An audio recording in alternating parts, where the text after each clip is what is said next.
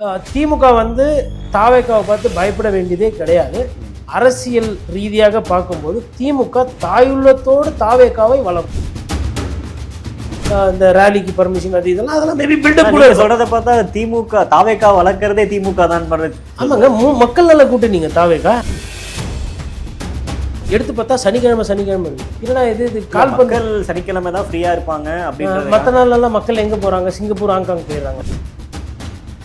எதுவுமே புரியாதவங்க தான் இந்த மாதிரி சனிக்கிழமை தோறும் இல்லை சிறப்பு காட்சியாது சனிக்கிழமை தோறும் இந்த சீரியலில் ஒரு சில சீரியல்லாம் பாருங்கள், இன்று சனிக்கிழமை இது அப்படின்ற மாதிரிலாம் வரும். இன்று சனிக்கிழமை இது அப்படின்ற மாதிரிலாம் வரும்.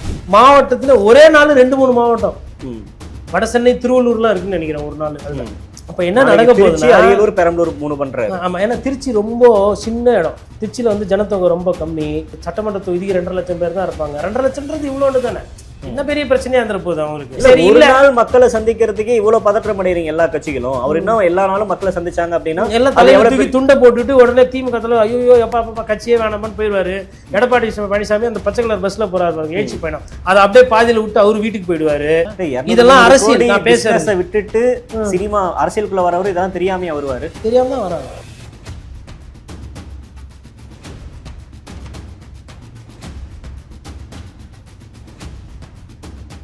ஆச்சி ராயல் குலோப் ஜாமுன் பேக்ஸ், ஒன்று வாங்கினால் ஒன்று இலவசம். சார் வணக்கம். வணக்கம் நேயர்களுக்கு வணக்கம். நடிகர் விஜய் அவர்கள் வருகின்ற 13ஆம் தேதி ஒரு சுற்றுப்பயணத்தை ஏற்பாடு பண்ணியிருக்கிறாரு.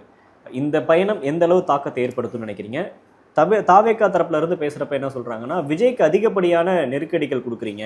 இப்போ மற்ற கட்சி தலைவர்கள்லாம் போய் மக்களை சந்திக்கிறப்ப இத்தனை நிபந்தனைகளா கொடுப்பீங்க, எங்களுக்கு கிட்டத்தட்ட 23 நிபந்தனைகள்லாம் கொடுத்துருக்கீங்க, தாவேக்காவை பார்த்து திமுக பயப்படுதா அப்படின்ற விமர்சனத்தை முன்வைக்கிறாங்க.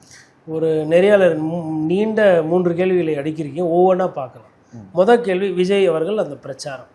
ஒரு பத்திரிகையாளராக நான் வந்து முதல்ல விஜய்க்கு வந்து கங்க்ராச்சுலேஷன்ஸ், வாழ்த்துக்கள். ஏன் வாழ்த்துக்கள்னா, மக்களை போய் சந்திக்கிறார். எந்த ஒரு அரசியல் ஆளுமையுமே மக்களை போய் சந்திக்கிறாங்க, மக்களோட கோரிக்கைகள், மக்களோட பிரச்சனைகள் பேச போகிறாங்க. அவங்க வந்து பதவியில் தான் இருக்கணும்ட்டு இல்லை. ஒரு பெரிய ஆள் அவர் போய் ஒரு பிரச்சனையை பேசுகிறாரு. அந்த பிரச்சனையை பேசும்போது அது வந்து அங்கே இன்னும் ஒரு வடிவம் எடுக்குது. உதாரணத்துக்கு இப்போ திருச்சியில் வந்து காவேரியில் ஆற்றுல நிறைய இடத்துல வந்து ரசாயனம், அதுக்கப்புறம் கழிவு எல்லாம் கலக்குதுன்னு ஒரு குற்றச்சாட்டு இருக்குது. இப்போ அந்த பிரச்சனையை திருச்சியில் போய் பேசும்போது விவசாயிகள் வைக்கிறாங்க அப்படின்னா விஜய் அதை எடுத்து பேசுகிறாருன்னா விவசாய பற்றின பேச்சு வந்து பெருசாகும். அது ஒன்று. அதில் இன்னொன்று என்னென்னா, இப்போ விஜய் வந்து சும்மா வந்துட்டு ஒரு சைக்கிள்லையோ இல்லை பைக்கிலையோ புருன்னு போயிட முடியாது. அப்போ அதுக்கேற்ற வண்டி, லவுட் ஸ்பீக்கரு, லைட்டு, ஒரு கூட்டம் போடுறதுக்கு அந்த இடத்துல ஒரு 4 பேர் மாலை போடுவாங்க, சால்வை போடுவாங்க. அந்த கூட்டத்துக்கு நிறைய பேர் வருவாங்க. சம்டைம்ஸ் விஜய் தானாக பார்க்க வருவாங்க. அப்படி வரலன்னா காசை கொடுத்து கூப்பிடணும். அப்போ அங்கே ஒரு பொருளாதாரம் மேம்படுது. அப்போ அங்கே நிறைய பேருக்கு ஒரு நாள் ஒரு சில பல கோடிக்கணக்கான ரூபாய்கள் வந்து புழக்கமாகும் அந்த இடத்துல. அது வந்து மக்களுக்கு வந்து அது ஒரு நல்ல விஷயம். ஒரு திருவிழா மாதிரி இருக்கும்னு வச்சுக்கோங்களேன். அப்போ ஒரு ஊரில் ஒரு திருவிழானா அப்படின்னா 4 பேருக்கு 4 காசு வரும். இங்கே இருக்கிற காசு அங்கே போகும். இது வந்து ரெண்டாவது. இது அடிக்கடி அரசியல்வாதிகளுக்கும் சினிமாக்காரர்களுக்கும் நடக்கும். ஏன் பத்திரிகையாளர் இப்படி சொல்றாருன்னா, இவங்க கிட்ட தான் நிறைய கருப்பு பணம் இருக்கு. நான் எதை கருப்பு பணம்னு சொல்றேன்னா, விஜய் கருப்பு பணம் சம்பாதிச்சார் அப்படின்னு நான் புரிதல் போல. 150 ரூபா 100 ரூபாய் டிக்கெட்டை 200 ரூபா 250 ரூபா விற்கிறது, அப்புறம் 1000 ரூபாய்க்கு விற்கிறது, அதெல்லாம் இருக்கு இல்லைங்களா? அந்த மாதிரி பணம். ஒரு பிரிட்ஜு கட்டினா அதில் ஊழல், ரோடு கட்டினா ரோடில் டெண்டரில் ஊழல், அதுக்கப்புறம் டிரான்ஸ்ஃபருக்கு காசு வாங்கிட்டு, இதெல்லாம் இருக்கிறதா? நான் நாட்டில் இருக்கிற பிரச்சனை தான் பேசுகிறேன். இந்த மாதிரி பணம்லாம் இந்த முக்கியமான ஆளுமைகள்கிட்டயோ அரசியல்வாதிகள்கிட்டயோ போய் சேரும். விஜய்கிட்ட இருக்கோ இல்லையோ, ஐயா ஆதவர்ஜனா கிட்ட நிறைய பணம் இருக்கும் கண்டிப்பாக. லாட்ரி வியாபாரம் அது இது மாதிரி அவருக்குன்னு ஒரு பேக்ரவுண்ட் இருக்குது. அப்போது மக்கள் பணம் திருப்பி மக்களுக்கே வரும். அதனால எனக்கு ஒரு சந்தோஷம். விஜய் இது மாதிரி நிறைய மக்களை போய் சந்திக்கணும், நிறைய மாநாடு போடணும், கூட்டம் செய்யணும். இது எல்லா கட்சிக்கும் போடணும், எல்லாரும் போகணும் இதே மாதிரி. அப்போதான் நாங்கள் மக்கள், ஓட்டு போடுற மக்கள் சந்தோஷமா இருக்க முடியும். ஏன்னா நீங்க வந்து இந்த திருவிழா வந்து தேர்தல் நேரத்துல தான் வருது. ஓட்டு போட்டதுக்கு அப்புறம் நீங்களாம் யாரும் வர்றதில்ல, அப்புறம் மறந்துடுறீங்க. இந்த ஓட்டு நேரம் தான் வரும்போது அம்மா, ஐயா, அப்பா, தாய்மாரே, வாக்காள பெருமக்களேன்னு வரீங்க. அதனால இது நிறைய நடக்கணும். அது ஃபர்ஸ்ட். ரெண்டாவது, விஜய் அவர்களுக்கு இது திமுக அதிக தாக்குதல் கொடுக்குதா?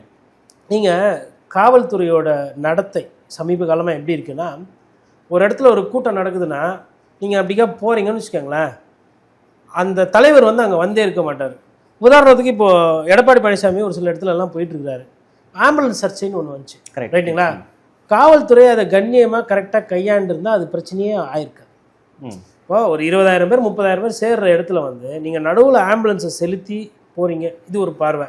இதே வேற ஒரு கிரீன் சேனல் உருவாக்கி அது 2 கிலோமீட்டர் 3 கிலோமீட்டர் சுத்தா இருந்தாலும் பரவாயில்ல, ஒரு கிரீன் சேனலை உருவாக்கி வாக்கியில் நீங்கள் வாங்கி விட்டுருந்தீங்கன்னா இந்த பிரச்சனை கிடையாது.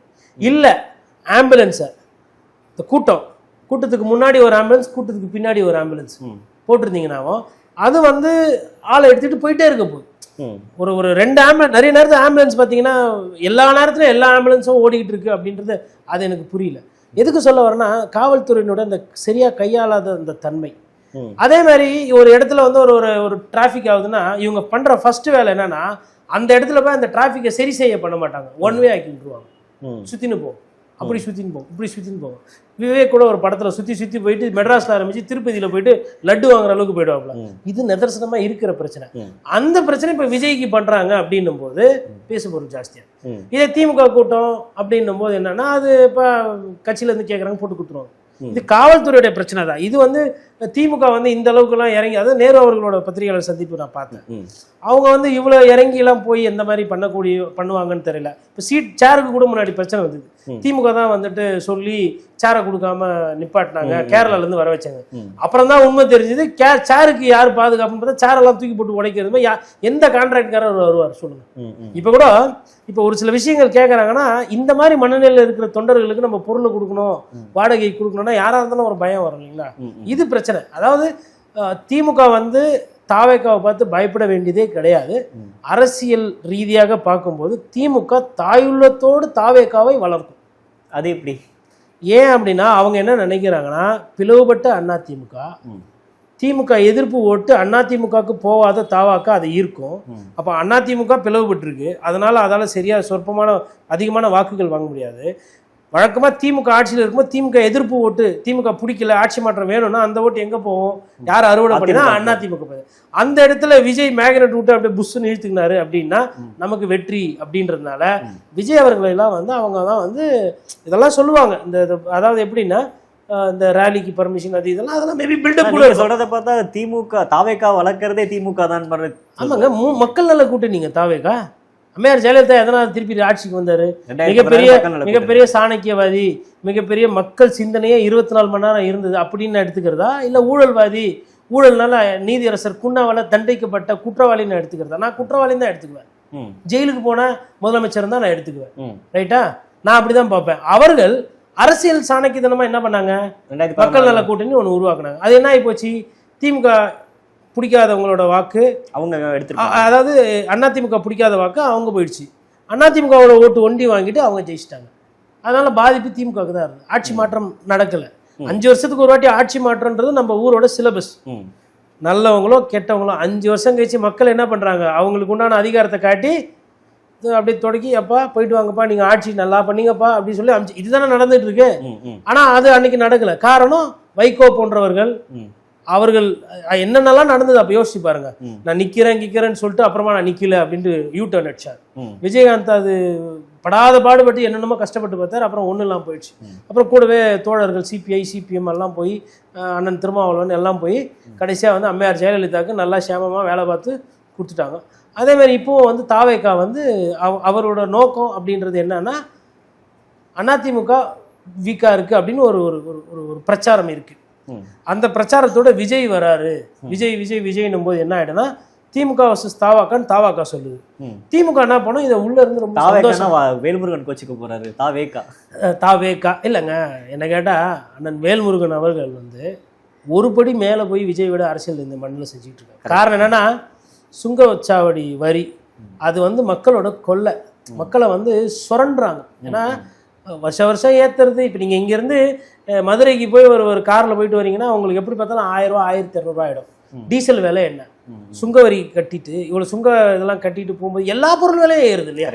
அந்த சுங்கச்சாவடி எதிர்த்து போராடுற ஒரு நல்ல அந்த விஷயத்தில் 100% ஹீரோவாக இருக்கிறது யாருன்னா அண்ணன் வேல்முருகன் தான். வேற யாரும் அந்த அளவுக்குலாம் அதை இது பண்ணுறதில்ல. சட்டத்தை சம்டைம்ஸ் கையில் எடுக்கிறாரு.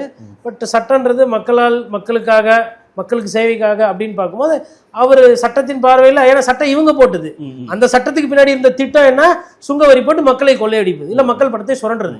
ரோட் டேக்ஸ்ன்னு ஃபர்ஸ்ட் ஒன்று வாங்கிக்கிற, டீசல் போடும்போது ஜிஎஸ்டின்னு ஒன்று வாங்கிக்கிறீங்க, இல்லை அது வந்து வேல்யூ ஆட் டேக்ஸ் இருக்குது, ஏதோ ஒன்று இன்ஜின் ஆயிலிருந்து ஆரம்பித்து டயர்லேருந்து எல்லாத்துக்குமே ஒரு வாகனம் ஓடிச்சுன்னா எத்தனை வகையான செலவுகள் இருக்குது. அந்த அத்தனை வகையான செலவுகளும் வாகனத்து மூலிமா மத்திய அரசுக்கு போகுது, மாநில அரசுக்கும் அதனால வருவாய் இருக்கு. இவ்வளத்தையும் பண்ணிட்டு அதுக்கப்புறம் போட்ட ரோடுக்கே திருப்பி போட்டுட்டு நீங்க கான்ட்ராக்ட் கொடுக்குறீங்க அப்படின்னா அப்போ உங்களோட நோக்கம் என்ன? சேவை என்பதை தாண்டி மக்களிடம் பணம் சுரண்ட வேண்டும். விஜயோட இந்த ஒரு அரசியல் நகர்வுகள் அப்படின்றது தாவேக்காக்கு எந்த அளவுக்கு ஒரு ப்ளஸ் பாயிண்டா இருக்கும்னு நினைக்கிறீங்க? ஏன்னா மக்களே சந்திக்க மாட்டாரு, ஒர்க் ஃப்ரம் ஹோம் பாலிடிக்ஸ் பண்றாரு அப்படின்ற மாதிரி விமர்சனங்களா இருந்துச்சுல்ல, அதெல்லாம் முறியடிக்கிறதுக்காக இந்த ஒரு பிளான் அவர் எக்ஸிக்யூட் பண்றாரா? அப்படி இல்லைங்க, அவர் வந்து முறியடிக்கிறதுன்னு இல்லை, இது கூட பண்ணனா அப்புறம் என்னதான் பண்ணுவார் அவர்? ஃபர்ஸ்ட் ஆஃப் ஆல் நான் அதை வந்து ஆர்வமாக எடுத்து பார்த்தேன். சரி நம்ம போய் பார்க்கணும், கூட்டம் எவ்வளோ சேருது என்ன ஏதுன்னு சொல்லிட்டு மதுரையை கூட நம்ம தொலைவாக இருந்து பார்த்துட்டு வந்தோம். இதுவும் பார்க்கணுன்னு ஒரு ஆர்வம் எடுத்து பார்த்தா சனிக்கிழமை இருக்குது. என்னடா இது மக்கள் சனிக்கிழமை தான் ஃப்ரீயா இருப்பாங்க அப்படின்னு. மற்ற நாள்லாம் மக்கள் எங்க போறாங்க? சிங்கப்பூர், ஹாங்காங் போயிடுறாங்க, பிஸியா இருப்பாங்க. மக்கள் பிரச்சனை எங்க போகுது? மற்ற நாள் அமெரிக்கா போதா? இல்ல இவரு அதாவதுங்க, அரசியல்ன்றது எல்லாம் என்ன நினைக்கிறாங்கன்னா சம்டைம்ஸ் வந்து ஈஸியான ஒரு துறை, யார் வேணா பண்ணிடலாம், மக்கள் நல்லான்னு பேசணும், ஆளுகின்ற அரசை குறை சொல்லணும், எதிர்கட்சி எதுனா அதான் லெஃப்டில் அடிக்கணும், இவ்வளோதான் நினைக்கிறாங்க. அப்படி கிடையாது. அது வந்து எல்லா அறிவியல், மக்கள் நலனு, மக்களோட புரிதல், மக்களோட நம்பிக்கை, பணம், விகிதாச்சாரம், வாழ்க்கை மேம்பாடு, வாழ்வாதாரம், குழந்தைகளோட அடுத்த தலைமுறையினுடைய வாழ்க்கை தரம், இயற்கையை பாதுகாப்பு, இவ்வளோ விஷயம் அடங்கியிருக்கு அரசியலுக்குள்ள. இது எதுவுமே புரியாதவங்க தான் இந்த மாதிரி சனிக்கிழமை தோறும், என்ன சிறப்பு காட்சியாது சனிக்கிழமை தோறும், இந்த சீரியலில் ஒரு சில சீரியல்லாம் பாருங்கள், இன்று சனிக்கிழமை இது அப்படின்ற மாதிரிலாம் வரும், பிரத்யேக காட்சிகள். என்னங்க இது? மக்கள் போய் சந்திக்கிறீங்க, ஏன் தொடர்ந்து போனாதான் என்ன பிரச்சனை? சரி, ஒரு நாள் மக்களை சந்திக்கிறதுக்கே இவ்வளவு பதற்றம் அடைகிறீங்க எல்லா கட்சிகளும். அவர் இன்னும் எல்லா நாளும் மக்களை சந்திச்சாங்க அப்படின்னா எல்லாம் தலைவர் தூக்கி துண்டை போட்டுட்டு உடனே திமுக தலைவர் ஐயோ எப்பா கட்சியே வேணாமான்னு போயிடுவாரு. எடப்பாடி பழனிசாமி அந்த பச்சை கலர் பஸ்ல போறாரு பாருங்க, எழுச்சி பயணம், அதை அப்படியே பாதியில விட்டு அவரு வீட்டுக்கு போயிடுவாரு.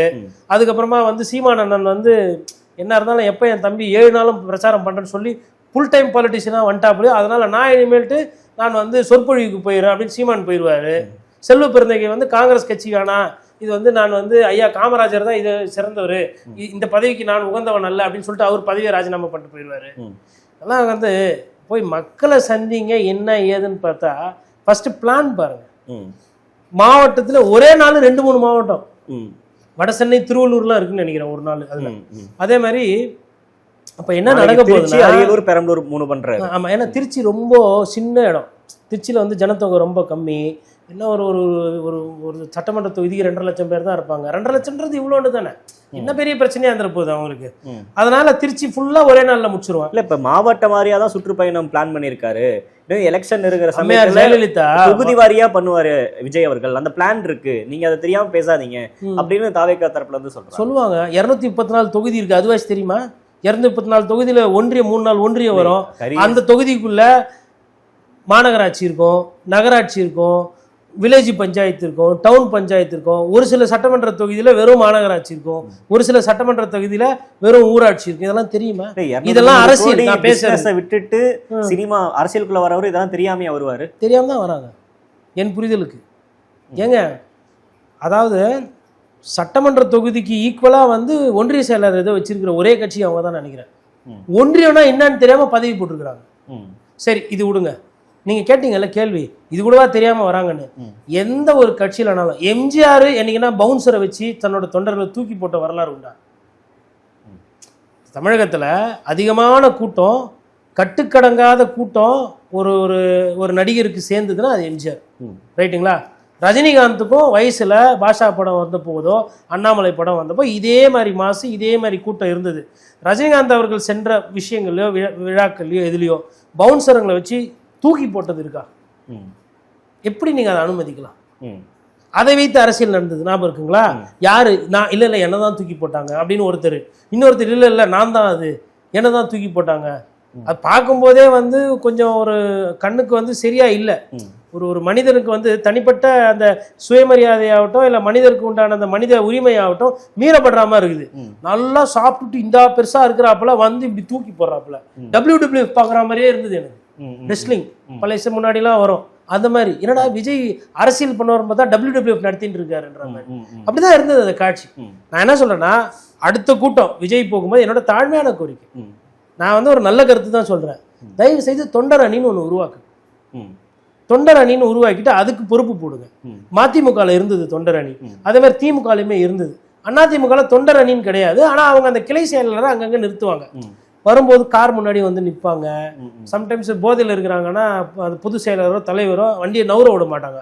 அண்ணனை ஒரு 2 டான்ஸ் ஆட்டு போ சொல்லு அப்படின்னு. அண்ணன் ஐயோ என்னடா ஏழ்றையா நிற்கிறானே கட்சிக்காரன் வேற அப்படின்னும் போது இப்படி பார்ப்பார் நகர செயலாளர் உடனே பை செயலாளர் வட்ட செயலாளர் வட்டம் ஒன்றியது பக்கம் எல்லாம் அப்படி இப்படி பார்த்து ஐயா வாப்பா அப்படியே தூக்கிட்டு கிளியர் பண்ணுவோம். வண்டியை கிளியர் பண்ணுவாங்க, இல்லை புஸ்தகம் கொடுக்குறதாகட்டும் எதுவாகட்டும். இது மாதிரி பிரச்சனை எல்லாம் வரும். அப்போ அதற்கு உங்கள் கட்சியில் இருக்கவங்களுக்கு நீங்கள் பயிற்சி கொடுக்கணும். ஏதோ இந்த சைடு 2 பாடி கார்டு, அந்த 2 சைடு பாடி கார்டு, வரவங்கள போகிறவங்களாம் இந்த ரக்பியில் அப்படியே முட்டின்னு போவாங்களா, அந்த மாதிரிலாம் பண்ண முடியாது.